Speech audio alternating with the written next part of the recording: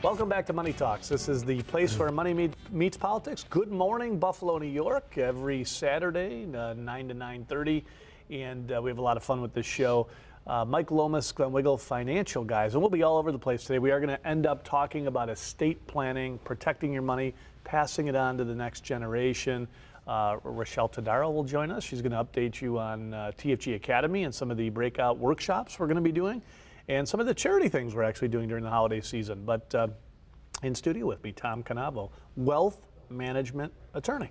You got it right. Did I get that right? You finally got it right. We have so many different people certified in our office, certified Social Security claiming strategist, certified divorce financial analyst. And I'm like, you're just the law guy. College planners, accountants, health specialists, everything. Absolutely. So we're going to talk about probate, avoiding probate, protecting your money. I definitely wanted to start out with, this is the place where money meets politics. I got to talk about these people storming our border. Yes. What's amazing to me is nothing drives me more crazy than when I hear they want to come into America, but yet the way they're coming in is they're going to throw stones at us and bring their own country's flag. I can't imagine going to your house and saying, you're going to make me food, and by the way, I'm going to throw stones at your house, make me a meal. Right. I'm coming in. You know, it's interesting because they're supposed to be refugees, right? They're fleeing violence in their home countries. And they've passed through a couple of other countries on the way, including Mexico, who offered them refugees. You can stay here and be safe. Like, nah, we're good. We're going to keep on going to the United States because they want jobs, and understandably so. Well, but even so, I mean, okay, look, you want jobs. You want me to be sympathetic as a U.S. citizen who's paid taxes and all that stuff. How, I mean, they're literally throwing stones at us. They're literally picking up stones and throwing stones at us. They're waving their own country's flag. I got to be honest, if that's me, I'm waving the American flag and saying, I want to be a part of that. And by the way, I'm not an animal. I'm not throwing stones at you. I want help, right? Yeah. I mean, and the other thing is we know that there's M13 Honduran gang members mixed in. And I think, I asked the liberal left, like, okay, what mixture is good? What are you acceptable with? Like if we... What percent are gang members? Yeah, what percent are, like, okay, if we know for every 100 there's one gang member, is that okay with you or is it not? I mean, is it one for every 300? Tell me.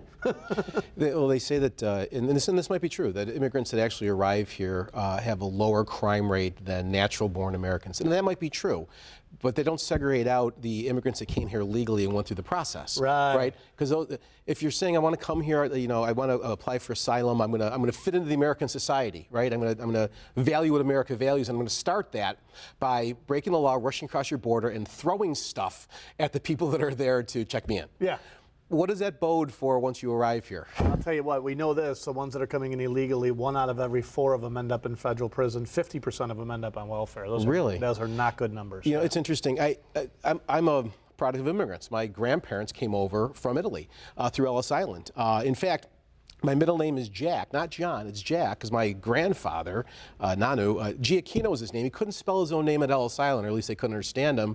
So I said, hey, welcome to America, Jack. So he was Jack Canavo, my father is Joseph Jack, and I'm Thomas Jack. He spoke nothing but Italian. My parents spoke both. I don't speak a word of it, because they said when we get here, we're going to be Americans. Yeah. We're going to fit into the society, we're going to adopt the culture, and that's it. Yeah. We're not looking to be what we were. That's right. And it's very different today. Yeah. It's very different the way it's being You're not kidding. Today. And even these folks are waving their own country's flag. If your country's so great, stay there, right? Hate to sound unsympathetic, but if it's that great, wave their flag, stay there. But, you know, don't try to smash your way into here. We're going to talk probate, probate, avoiding probate. Yeah, particularly avoiding it if we can. Right. And I want to ask you, like, what is probate? You know, you always talk about the 4 corners. Correct. Which is, well, we'll tease that. This is TVTs, right? Because I get you the whole show, right? You're going to stay with me the whole show? Sure. All right. So we're going to talk about, you know, probate, how to pass your money on to the next generation, how to protect your wealth. And, of course, if you need Tom throughout the week, if you don't have a will, a healthcare proxy, you want to pop into our office for a complimentary consultation to figure out what you need to do. 633-1515 is our office number. By the way, like us on Facebook. A lot of stuff we talk about we post to our Facebook page. And follow us on Twitter @FinGuys. Again, @FinGuys. But make sure you like us on Facebook. A lot of the stuff we talk about we post to our Facebook page. All right, we come back, we'll talk about protecting your money, passing it on. Tom Canavo, wealth management attorney, and he'll be with us for the show. Good morning, Buffalo. We'll see you at on the other side of the break here.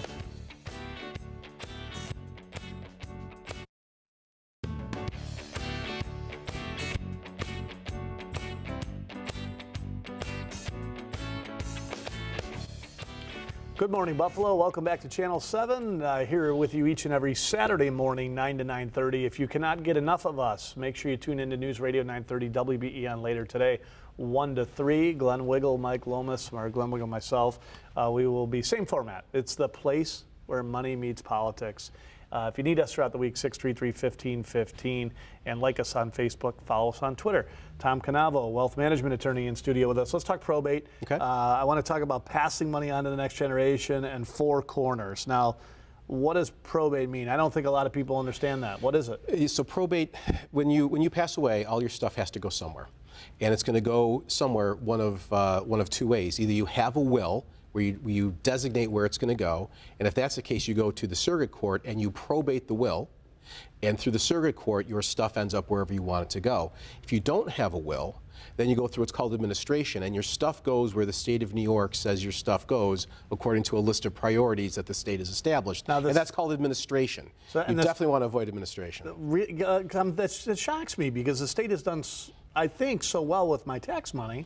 They have, actually. Your roads are great. Yeah. Everything's wonderful. I was in my Florida office last week. We have a Florida office, and they were redoing the roads down the street from our office. Mm-hmm. And I was happy because, we've got an office there, but I thought the roads were great. Here they would have been a Class A road. Sure. And they were redoing it. And I thought, how in the world are they doing that without any state tax money? Yet my road here, an Amish buggy shouldn't be riding on it, right? And my Alma Road. But there, they somehow miraculously have figured out a way to do it. Sorry, I'll give you a perfect example, though, why you don't want the state deciding where your money's going to go. If you're married and you have children, and one of the spouses dies, we all assume that everything just goes to the surviving spouse. It doesn't.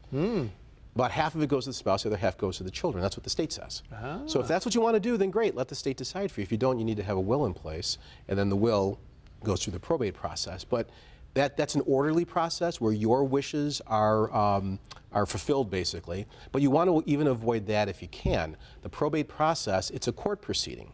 All of the stuff that goes along with a court proceeding, so all the filing fees, the time, the delays, and it's a public proceeding. You have to file it. I can go look up your neighbor's probate. I can look at their will. I can see what they left to whom.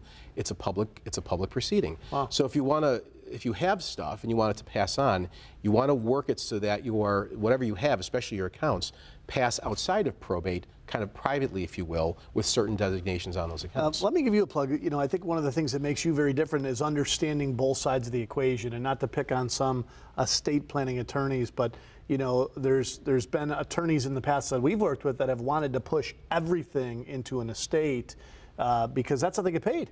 And I'm not saying they're doing that for that. I'd like to think that they're not. I would like to think that they're not, but you understanding both sides of the equation, where a big part of this is avoiding probate, right? And it doesn't cost a lot to do that. If you have investments, you can put beneficiaries on those accounts. Yeah, most of the tactics that avoid probate literally cost you nothing to do. You just have to know. You have to know so you have different assets, everything from real estate that's titled a certain way to the cash in your pocket. And all the different type of assets that you have, they're titled differently, they're held differently, so they pass differently. And when you look at all of those assets, you can determine, or we can determine at least, okay, this asset, we're going to pass it this way, it's going to be outside of probate. This one, we're going to have a beneficiary. This, we're going to have a transfer on death, a pay on death. So that when it all happens, you just present death certificates, and the stuff goes where it has to go, and we try to avoid probate. You still need a will, because there'll be your car, the furniture, your jewelry, things are going to pass through probate, but you want that to be a very, very small portion of your estate. And you're right, there are actually a lot of very, very good estate attorneys in the Buffalo area, and I'm proud to call some of them my friends. But we all focus on different things. So as you know, I'm a wealth manager as well. I handle people's money. There are some very good wealth managers, some very good estate attorneys, good accountants, good insurance guys, but they tend not to talk to each other. So the accountants, they're looking to save you tax money this year. The financial guy's looking to have your stuff grow in the long term. The estate guy's worried about when you're dead, right? You want to pull it all together, and we, as you know, our clients come to us before retirement, during retirement, and some of them are with us when it's all over. Right? Yeah. We probate their estates. Yeah, hold that thought, by the way. If you need Tom, 633-1515, 633-1515, pop into our office, use him as a resource. I want to learn more about the Four Corners and some of the things you should be doing outside of probate to prepare for your estate. This is Money Talks, the place where money meets politics. We'll be back on WKBW. Do not turn the dial.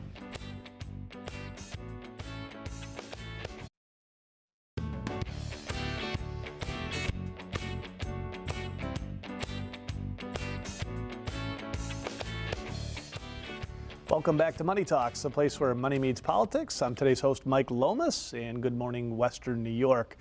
We are talking estate planning today and how to protect your money and how to pass it on to the next generation. We opened up with a little bit of politics and the folks rushing our border. By the way, before I forget, good news, Nancy Pelosi, by the way, back in charge of the House. Remember her? The one who said you got to pass the bill so we can see what's in it. That was not that smart, I guess, right? But Got to release at some point. Tom Canavo in studio with me, estate planning attorney. Before we do that, by the way, I want to go to a news segment. She's not a stranger to the show, Rochelle Tadaro, and Rochelle is the godmother of TFG Academy. And I want to make sure we throw it over to Rochelle and find out what's happening at Financial Guys.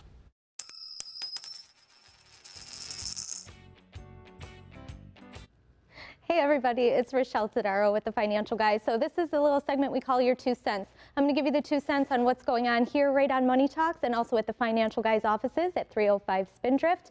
So this upcoming week on Wednesday, December 5th, Brian Waranowski, he's our 403B director. He's going to be giving a workshop on 403B maximization. So if you work for a school, a hospital, any of those nonprofit organizations that offer 403Bs, come in at noon on December 5th and learn a little bit about your options.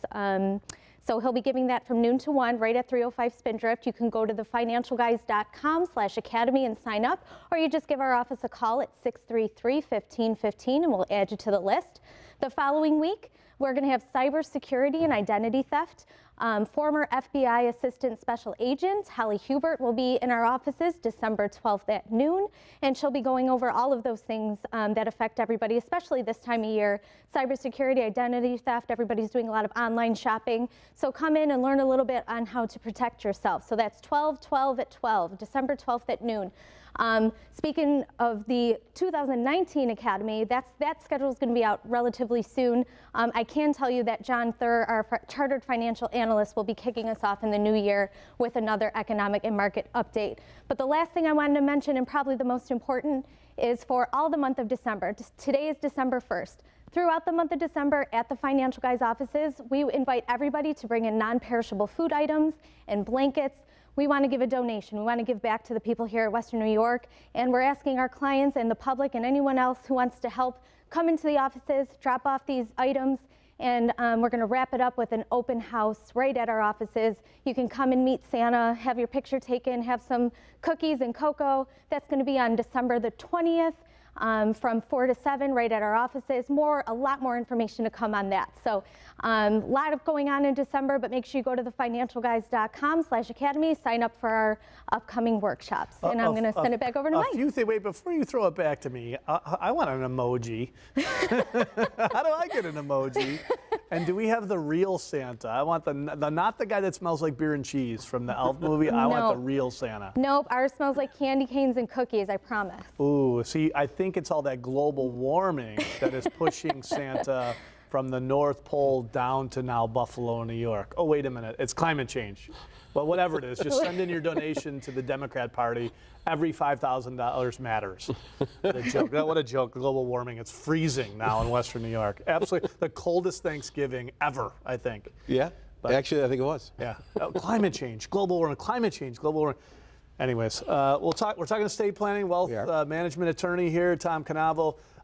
Four corners. You always tell me about four corners, protecting our money, passing it on to the next generation, but I need four corners. It is the simplest thing to do. There's no reason why everybody shouldn't have these documents in place. A durable power of attorney, so if you're incapacitated, somebody can run your household for you.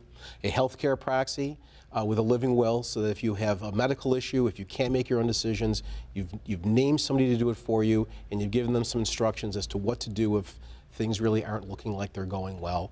And then, of course, your will. And we talk about probate, and we talk about where your stuff's going to pass. You got a choice. The state of New York is going to decide where your stuff is going to go, or you're going to decide.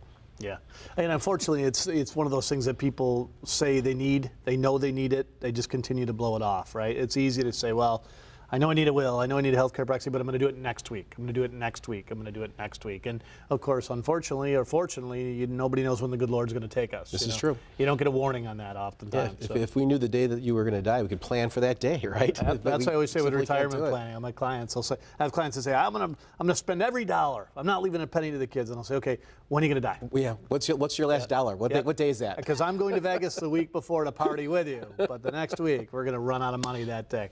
All right, we're gonna take a quick break. We'll be back. We'll talk more about estate planning, how to protect your money with Tom Canavo, a wealth management attorney here on WKBW.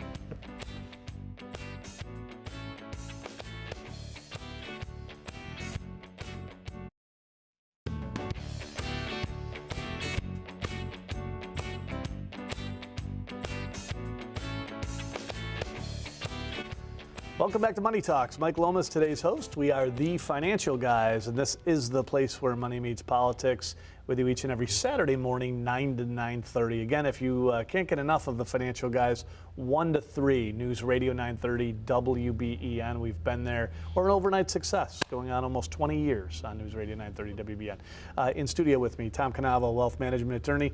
By the way, Rochelle Tadaro, the godmother of our TFG Academy. I'll get better at passing that over, that whole Rochelle 2 cents thing.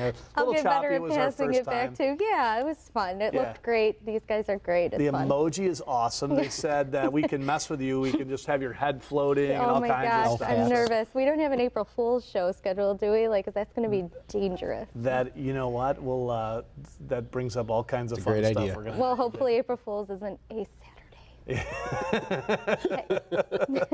All right, so we only got one segment left here. Sure. Before the break, we're talking about Four Corners. Yes. You know, I have children at home. Oh, I better not do that. I'm so used to radio that I like put my hand over the microphone. But you know, you have a family. Yeah, like Husband, 2 daughters. I've Yeah. got a wife, 2 daughters. Sure. I mean, when it comes to things like Four Corners, it's important.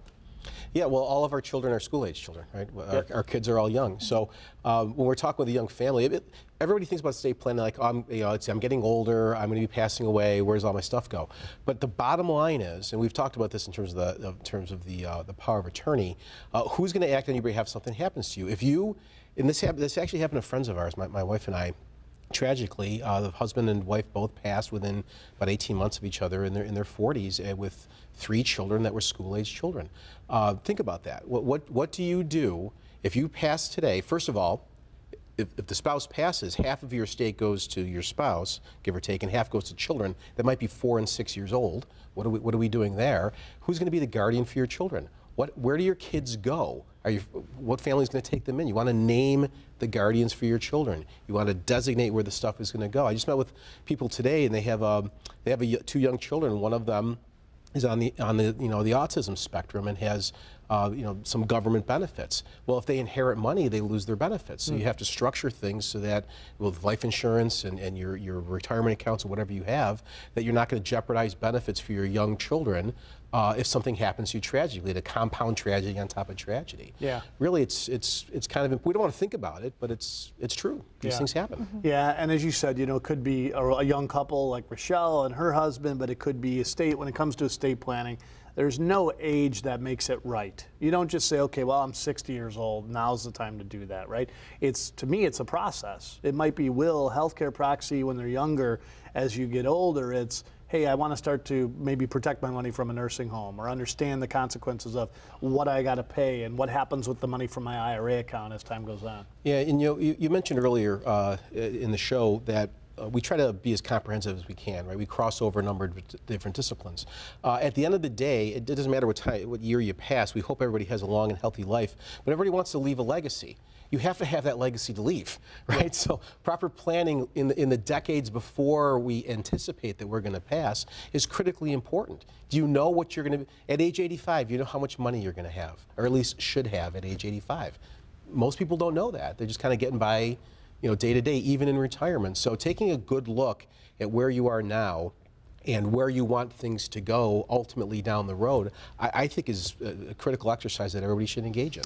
Perfect. Awesome, Tom. 633-1515, about 30 seconds left. Real quickly, month perishable items, bring them in. Yes, please bring in non-perishable food items and blankets to our offices at 305 Spindrift. You don't have to be a client. You could just pop it in the office, drop it off, and we'll be collecting these all through the month of December. So. All go into the food bank. Yep, City Mission. Yep. City Mission, okay. On behalf of Mike Lomas, Glenn Wiggle, we are the financial guys. If you need us, 633-1515. Like us on Facebook and follow us on Twitter. By the way, like us on Facebook. A lot of the stuff we talk about, we post to our Facebook page. And we'll see you next week right here on WKBW. God bless.